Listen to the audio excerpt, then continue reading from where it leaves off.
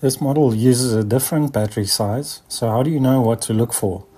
I'll share all of that with a full step-by-step battery replacement, including info on the battery size and what to expect after installation.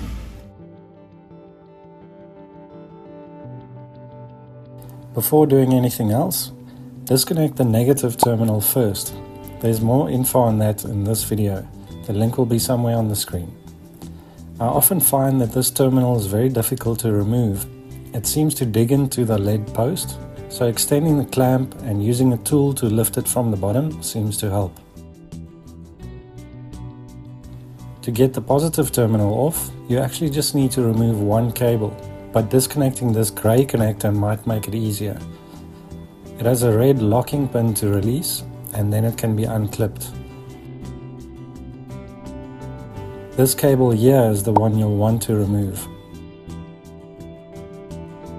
The positive clamp can now be loosened, which allows you to lift the whole junction box off the terminal. The battery is held in place with this bracket down at the base, but before you run off to go and grab some tools, we often get asked about the battery management system or BMS, so more on that later. You might find that the bracket is stuck when trying to remove it, so lifting or shifting the battery should break it free. It's good practice to clean the terminals with some fine sandpaper or this handy little tool which you can find online. I'll leave a link in the description.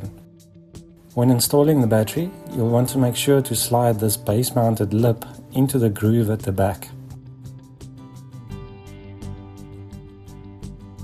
Make all the positive connections first and secure the bracket before connecting the negative cable.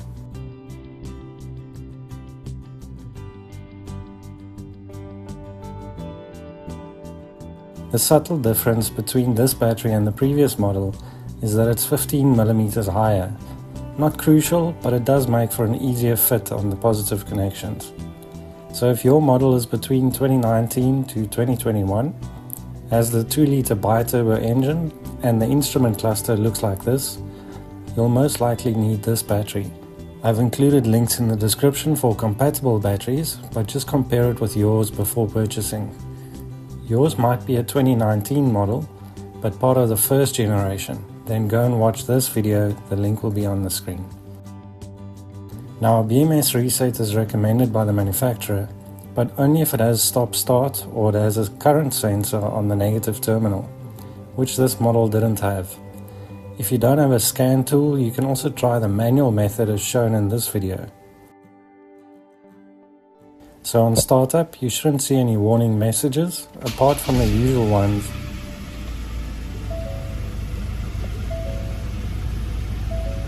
And a radio code isn't necessary.